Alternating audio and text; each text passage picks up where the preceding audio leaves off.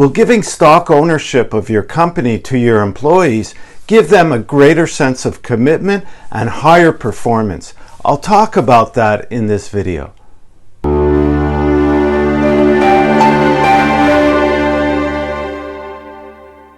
Hello, I'm Stephen Goldberg of Optimus Performance, bringing you practical tips and ideas on leadership, team development, and employee performance management in the workplace.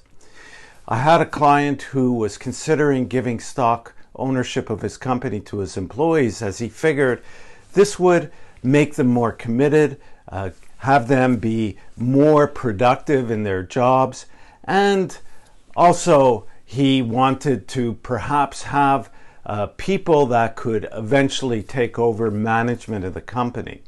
Now, I thought this wasn't a good idea. Now, I know a lot of people do this and it's done often in public companies, but for this particular case, I didn't think it was a good idea because his employees weren't at that stage where I felt it would be a good idea. And so I think it can be good, but you want to take it in stages. And the first thing is to see if they're ready to take on that type of a responsibility, because with ownership comes certain responsibilities. You don't just give somebody ownership and expect them to be able to take on certain responsibilities that they haven't been prepped for, that they haven't been trained for. So by starting gradually, and the first step I would suggest is getting them involved in decision making. And this also can be done in stages. Now, I have a lot of videos that talk about participative management, participative leadership style, and this is really what it's all about. And you could start simply by having meetings with them and asking their opinion on a decision that you're thinking of making and see what kind of an input you get from them. You could go to the next step by asking them to brainstorm in a meeting, and you take a specific problem or something you want to improve. It could be a process, whatever it is, and especially something that they're affected by. So if they're, let's say, service technicians and you want to improve the flow of service, or you see that perhaps there's some places where you're not being efficient, you can get them together and brainstorm maybe what is the problem, what's holding back the process, how it can be improved. So you could do brainstorming and you could do other techniques. I have videos that talk about these problem-solving techniques. But first you need to understand how this works and how to facilitate that.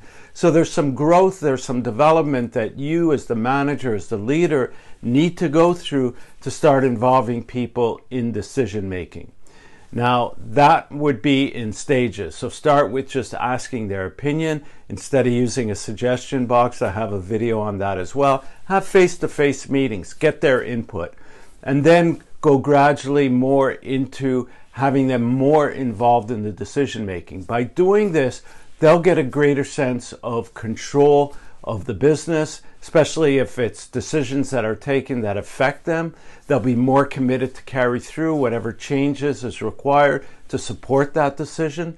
And you should be able to see as well who has a certain maturity that is ready to take more ownership, ready to be more committed. So you'll observe a lot about their behaviors through this, and you'll get a sense of where you stand with your employees in terms of their commitment. So I'll put links to some of those problem-solving videos like brainstorming. There's one coming up for you right now. I have a whole playlist on participative leadership style. Check out some of the blog articles on my website. There's also forms and templates you can download. Subscribe and give this video a thumbs up if you haven't already. Thank you for listening, and we'll talk again soon.